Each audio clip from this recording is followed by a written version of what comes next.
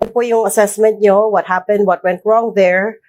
And what you think you could have done differently? Okay, number one, syempre this is the reason why I've been avoiding interviews during the campaign. If you notice, I never granted interviews during the campaign because there are questions that I wouldn't have been able to answer. May mga tanong na talagang hindi ko kayang sagutin noong kampanya dahil makakasama doon sa aming kampanya. At isa sa mga yon is yung talagang nagsimula yung problema namin nung nag-file ng impeachment case ang House of Representatives against kay VP Sara. Because yung October surveys namin, 9 na alyansa ang pasok sa buong Mindanao.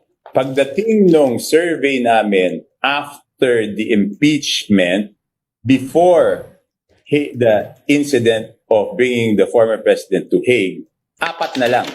So just because of the impeachment, 4 na lang yung natirang alyansa candidates doon sa Mindanao. Kaya kung mapapansin nyo, early on, binawasan ko yung rallies doon sa Mindanao. Kasi wala rin mangyayari sa amin doon eh. Pupunta kami doon, hindi rin naman namin makukumbinsi yung mga tao. Bakit? Why would